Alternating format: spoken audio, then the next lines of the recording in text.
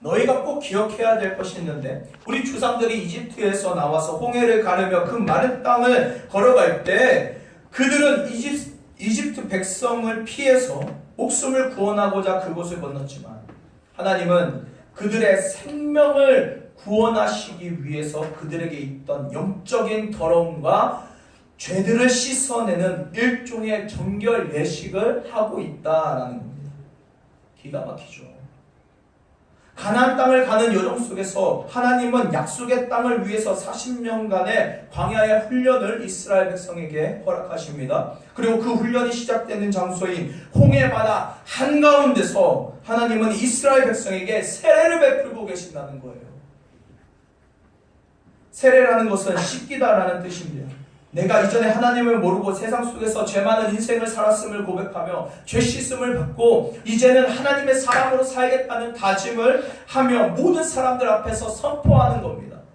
이스라엘 백성이 홍해의 마른 땅을 건너고 있다는 것은 비록 그들이 하나님의 마음을 아는지 모르는지 알 수는 없지만 하나님은 그들에게 이 거룩한 세례를 베풀고 계시다는 겁니다. 또 이것은 이집트에서 살던 이스라엘 백성의 모습으로는 약속의 땅 가나안에서 살 수 없다는 거예요. 가나안 땅에 이 모습으로는 들어갈 수 없다는 겁니다. 아니, 이전의 삶의 모습으로는 광야의 40년 훈련조차 할 수 없다라는 겁니다. 그렇게 보면 하나님은 이미 이 홍해 바다의 기적을 통해서 세례를 베푸실 것을 계획하신 것 같아요. 백성들에게는 홍해가 하나님의 일하심을 경험하는 기적의 장소이지만 하나님 당신께는 이 이스라엘 민족에게 세례를 베푸는 놀라운 은혜의 장소라는 거죠. 이스라엘 민족을 정화시키는 장소가 홍해였던 것입니다. 이 민족을 하나님의 거룩으로 나아갈 수 있도록 하나님은 그들에게 세례를 베푸신 거예요. 그래서 이집트 민족과 더불어 살던 이들을 홍해의 기적을 통해서 하나님은 세례를 베푸시고 그들을 거룩한 민족, 곧 구별된 민족으로 살아가길 바라신 겁니다. 말씀을 정리하면서요, 거룩은 구별됨입니다. 이 거룩은 단순히 하나님을 묘사하기 위한 수식어가 아니라 하나님의 속성이자 하나님께서 우리에게 원하시는 모습입니다. 이 거룩이 우리의 속성이 되면 우리의 의지는 거룩한 의지가 되고 우리의 절제는 거룩한 절제가 됩니다. 이 거룩한 의지와 거룩한 자기 절제는 우리로 하여금 나 자신을 내려놓게, 내 자아를 내려놓게 도와줍니다. 그리고 오늘도 살아서 역사하시는 그 하나님의 일하심을 경험할 수 있도록 도와줍니다. 우리는 그때 비로소 가만히 있으라는 그 주님의 요청의 참 의미를 알게 되죠. 그 요청은 가만히 있을 수 없는 그런 상황이 닥쳐온다 하더라도 우리의 그 거룩한 의지와 거룩한 자기 절제로 나를 내려놓고 하나님께 그 문제의 해결을 맡기라는 겁니다.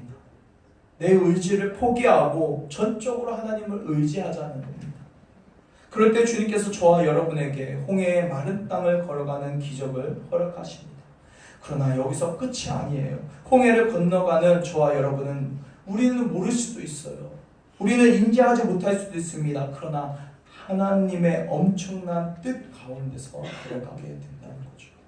마치 이스라엘 백성이 이집트에서 나와 약속의 땅 가나안으로 들어가면서 하나님께서 그들에게 세례를 베푸신 것처럼 우리는 눈앞에 홍해가 갈라지는 기적에 넋을 놓고 우리의 모든 관심을 집중하지만 하나님은 그런 저와 여러분에게 하나님의 놀라운 계획을 위해서 하나님만이 하실 수 있는 일들을 지금도 하고 계시다는 사실을 여러분들 기억하셨으면 좋겠습니다. 앞에서 시작하면서 이런 질문을 했었죠. 하나님이 나를 선택하셨다는 것을 어떻게 알 수 있나요? 혹시 선택을 받았다고 제가 착각을 하고 있는 것은 아닙니까? 하나님은 여러분에게 직접적으로 모세와 같은 음성을 주시지 않습니다. 사랑하는 딸아, 사랑하는 아들아, 내가 너를 선택했다. 이런 음성을 직접적으로 주시지 않죠. 그럼 우리가 어떻게 알 수 있습니까? 몇 가지 질문을 제가 드려보겠습니다. 첫 번째, 여러분은 거룩, 곧 구별된 인생을 추구하고 계십니까? 두 번째, 여러분은 여러분의 자아를 내려놓고 하나님께 여러분의 인생의 핸들을 맡기셨습니까? 여러분의 인생을 드라이빙해 가시는 분이 하나님이심을 믿습니까? 세 번째, 여러분은 삶의 중심에 하나님이 계십니까? 네 번째, 여러분은 어떤 상황 속에서도 하나님을 전적으로 의지하십니까? 다섯 번째, 여러분은 먼저 몸이 반응하거나 행동하지 아니하고 하나님보다 앞서서 일하고 있지 않으십니까? 마지막으로, 여러분은 진심으로 하나님 사랑하십니까? 제가 몇 가지 질문을 만들어서 여러분들에게 해보았습니다. 그러나 이 질문은 사실 제가 만든 질문이 아니라 성경에서 쓰임받았던, 성경에서 하나님이 사용하셨던 이들의 삶을 보면서 공통적으로 보이는 모습을 제가 질문으로 바꾼 겁니다.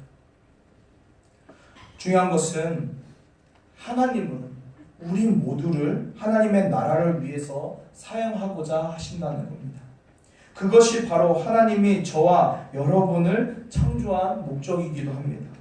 선택은 바로 저와 여러분이 하는 겁니다.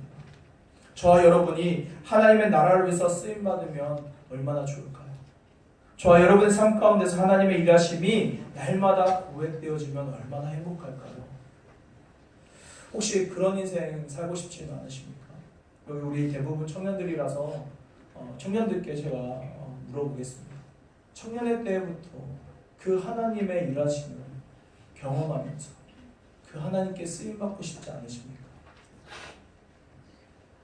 제가 했던 그 질문들을 여러분 다시 한번 기억하셨으면 좋겠습니다.